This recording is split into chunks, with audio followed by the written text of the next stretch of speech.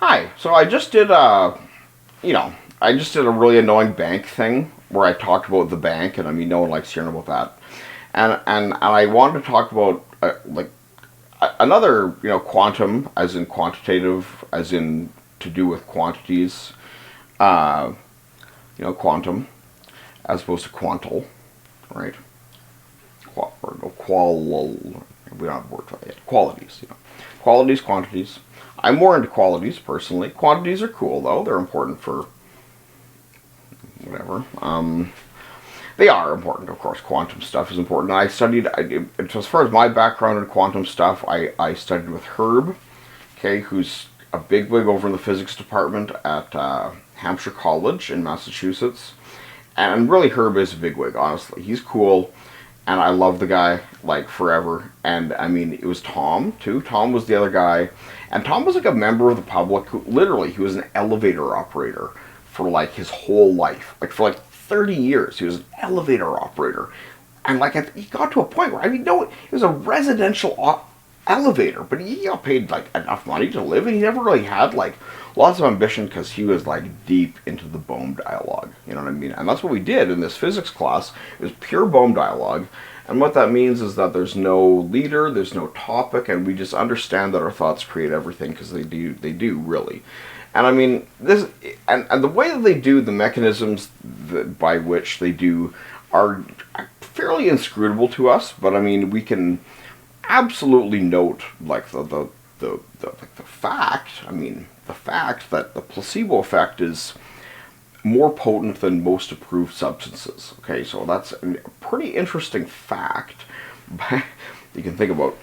I just wanted to talk about, so what this video is going to be called maybe is the quantum boundaries of good intention. Okay, and that's an interesting notion that I've been thinking about a lot lately, because there are quantum boundaries, and a lot of people think that quantum means, like, limitless. Actually, quantum specifically means limit. Really. But it's flexible. Like, there's so much tolerance in the universe. It's amazing, and we're pushing the boundaries pretty hard here. And that's kind of an environmental issue, I guess, in a galactic sense. But we don't really have to worry about that too much, because we just don't have to worry about that too much in that sense, and that's another discussion. But I want to give an example, okay? So I came home around 3 a.m. for whatever reason. I don't go out very much, but for some reason I'm coming home around 3 a.m. or midnight or whatever. It's nighttime, or who knows, it's midnight time. And basically there's SGI Copperman, or Cruiser Helion array, like license plate, automatic, your dinged array. And then, there's just Chuck and Cheryl driving along here trying to make their way in this crazy world, right? And, hey, I mean, they're just driving, and they get pulled over, of course, but there's siren and all this, and it's on my property here, right? So I come out there, and actually, like, I go up to the copper, and I'm, like, leaning in his window, because, I mean, first he's kind of talking to him, I'm watching him do it, I'm like, okay, yeah, I'm being a bit of a lord there, on over here, on my corner, eh? And that's fine, whatever you want to do, Copperman, that's fine, you can do your thing, but then he's back in his car there, and so I go and bang on his window, like this, and I'm like, hey, what's OP? What's OP? Because there's other provincial listed on your website there, and it's over where I got assaulted by the staff and the Imperial Corporation over there a couple days ago, and what's that OP? It's other provincial? What do you... And he's like, whoa, follow us on Facebook, man. Then he gets a whiff of that, and so...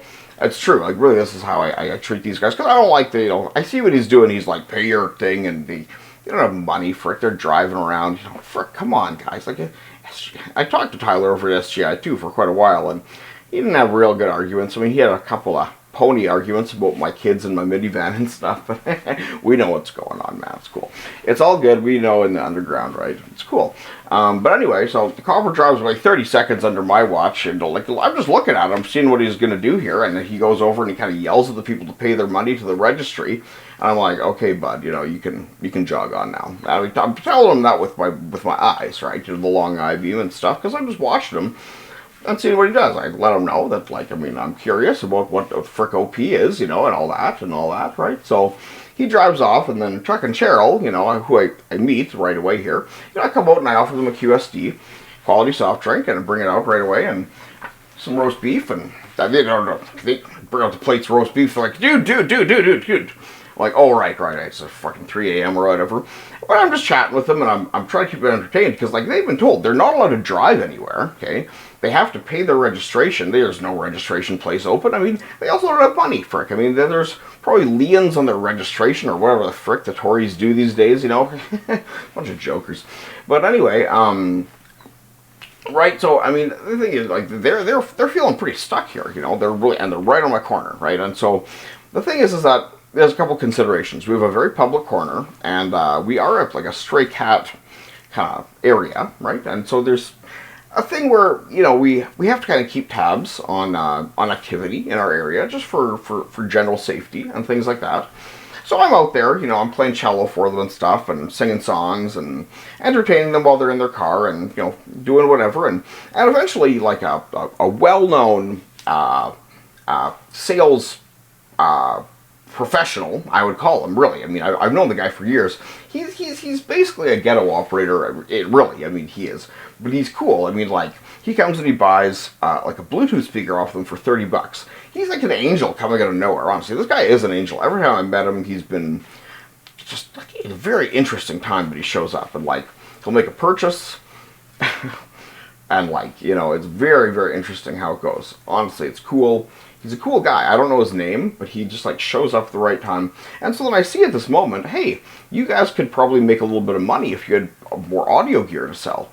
And they're like, oh, yeah, for sure. Like, I mean, we can sell audio gear. I mean, like, turns out Chuck, of course, you know, he knows lots of bands and stuff, and they've, you know, they used to festival and all that, don't anymore, of course, like everybody, and, you know, they've been in the hopper scene, they've been in the folk punk and all that, and so I'm like, yeah, I'd go dig around the house. I don't need cash for them, because if maybe you watched my last video, but I dig around a little bit, and I find a couple of high-spec professional headphones, Sennheiser HD25, and then a kind of special OEM, semi-open, real good stuff, you know, but, and I bring them, you know, and Chuck recognized the HD25. He's like, dude, this is worth like $200. I'm like, yeah, man, for sure. I haven't used it in a while. Here you go. You sell them for whatever you can get for them, and man, like, you need cash for your registration or whatever the frick the cop says. So I mean, here you go. Here's like these headphones, and Cheryl gets the OEMs, and like just the headphones. Also, it says, hey, being listen to music on a good quality. Maybe that'll help your life too, and because they do sound good, and so I hand those over, and like Chuck's pretty excited. He's like, whoa, man, you're just like giving this to me? I'm like, oh yeah, man, for sure. Like, I haven't used them in like a couple months or whatever, and like, I can get more. Like, you don't understand. Like, I can get more, you know. And Cheryl's like, this is like, you know, she can't even really believe it. And hers, I gotta say, they're a much higher ohm. They're actually a 72 ohm. So the thing is that, like, you're gonna run into problems with the amplification.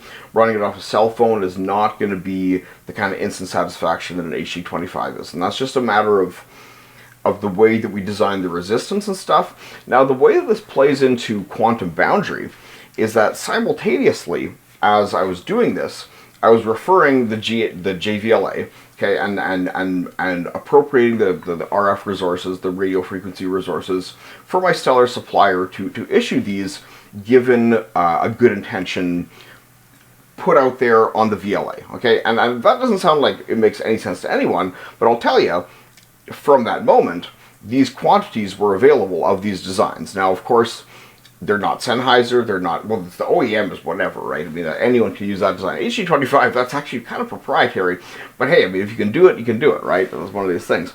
But then they're just in these quantities. Now, because of Chuck's excitement, I'll even look on my supplier right now. I'll look right now and just like see the quantities we've got there. Because these are real quantities. Like, these are sitting in the Saudi warehouse, man. And this is like, since, oh, here, I don't know, it's .com. .ca, like, doesn't exist anymore or something, eh? Oh, that's funny. But anyway, we'll look here. So this is from the stars. Really, it's, I mean, it's pretty normal. It's absolutely normal, but it's like, it's more like the quantities available at the price. So it's a quantum, like, right? You understand that, right? And a quantum has to do with, like, we say quantum because, like, oh, it's appearing in multiple places. So it's kind of a quantum issue. So this is, it'll be an AV, or normal. You know, this is pretty normal stuff. It sounds weird, but it's actually normal. That's wired. Yeah, wired 39. And we got the BX and the 985s. Oh, those are still, we still got 164 of those. But then it's like, oh, and it was just the 880s. I should just check that quick. Oh, shoot, man. We still got, nice. Okay, that's different. But then we go page 2, right? No one ever looks at page 2, or no one ever looks at page 3, that's for sure. Like page 3 is like the consign to Neverland. Okay. So yeah, this is 632, okay? 632 HG25s. I mean, like, I don't even know how to say this. It's not really, we won't say we're doing descends, but, and I won't tell you the price that I get them at. It's a sale price, but it really is the same design. And I'm saying 16 ohm, like, they pump, like they absolutely penetrate. Now the other one with 18 hertz response and 25k, as opposed to like the thing about HG25s is they're not really like they're a monitoring headphone. They're not really like a hi-fi headphone, but they really pump. They sound great. The OEMs, the 980, actually it's a C980, okay, but is what we call it in this one, but and it's an OEM, so it's like nobody's design. Now, because of Cheryl's kind of excitement level, we got 235, but we also got a lower price by $2, and it doesn't matter, right? $2 balls or whatever. I mean, this is coming from the RF array.